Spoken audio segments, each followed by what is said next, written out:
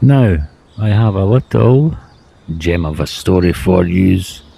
As yous all know, I was a river bailiff for 30 plus years in central Scotland, the low highlands, the lowlands of Scotland. I covered all the rivers in my surrounding area in the central belt, 1,200 square miles, and I had a lot of experience of chasing poachers. So I've got this little book here, and one of my favourite pastimes is to read out some of the poaching stories of way gone by past. So here's one good one for you. And remember, it's not for the squeamish. Way back then, it was a very violent time for gamekeepers, poachers and river bailiffs. Life and death at times. So here's a nice story for you.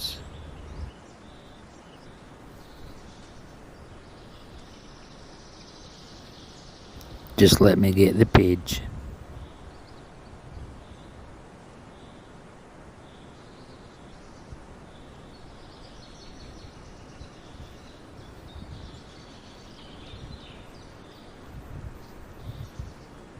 This is a great book, great stories in it, so let's get on with it. Now here's a suitable story. It's called Scrope's Sneak Fisher. Day and Nights of Salmon Fishing was a minor classic, written in 1898 by William Scrope.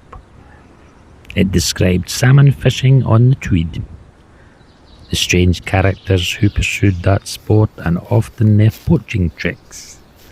The throwing of spears or listers was the favourite weapon, but a cunning man resorted to other tricks. This is called Scrope's Sneak Fisher.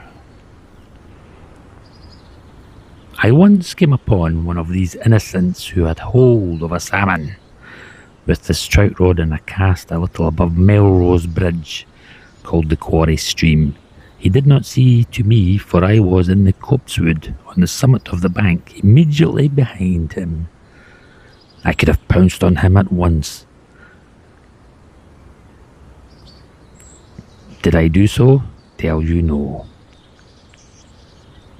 He would have broken his line and lost the fish, and I wanted a salmon, for it is a delicate animal, and was particularly scarce at that time. So I had desired Charlie to lie down amongst the bushes, and not to stir till the fish was fairly landed.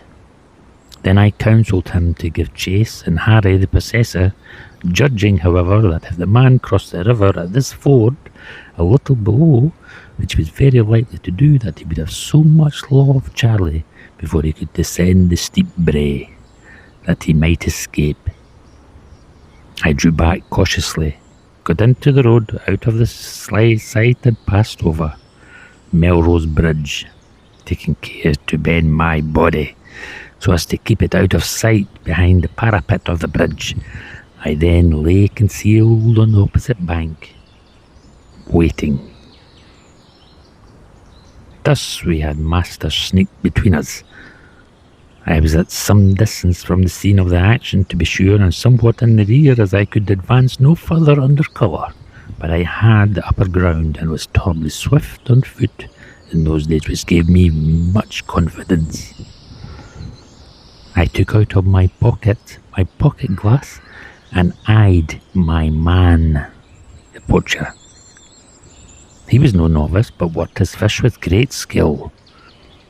And at length they drew him onto the shore, and gave him a settler with the rap of a stone on the back of its head. He then, an honest man, pried around him with great circumspection, and seeing no one, he took the salmon by the tail, and full of internal content deposited it in his well-conceived pocket.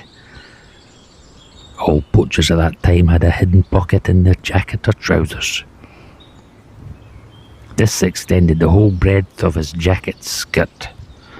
He then waded across to the south side of the river with the intention as it seemed of revisiting his household gods and having a broil. Charlie now rose from his lair and scrambled down the steep bank. The alarm was giving, but he of the salmon had a good start with the river between him and his pursuer, the bailiff. So he stops for a moment on the hook to make out what was going forward on all sides, much of the fashion of an old hare who runs a certain distance when she has been happening and anything. Personally, she rests for a moment or two and shifts her ears in order to collect the news from all quarters of the compass and see what's all around her. Even so, our dear friend, having satisfied himself that he was a favoured object of attention just now, he was coy and took to flight continually. I now sprang up from the furze, for the game was fairly afoot and kept the upper ground, and I kept running and running and running. The pursuit came close and hot, but as huge was like Johnny Gilpin carried weight, I soon closed in on him. All those pies he had eaten all over those years, the weight has got against him. You seem in a hurry, my good friend. Your business must be pressing. What makes you run so?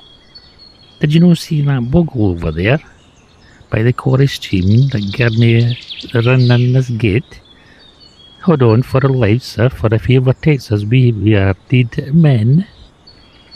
Why, the truth is, Sandy, that I do not choose to hold on at present, because I came in quest of a bonny salmon. I cannot go home without one. Could you no help me out with such a thing? At this, Sandy took a pinch of snuff from his mull, and seeing his eyes fixed upon the length of his pocket, answered quaintly enough, "Aye, all right then, I can, and right, and glad am I to do you a favour. You shall not want a salmon whilst I have one." So saying, he pulled forth a 10-pounder from his hidden pocket, which occupied all the lower regions of his jacket.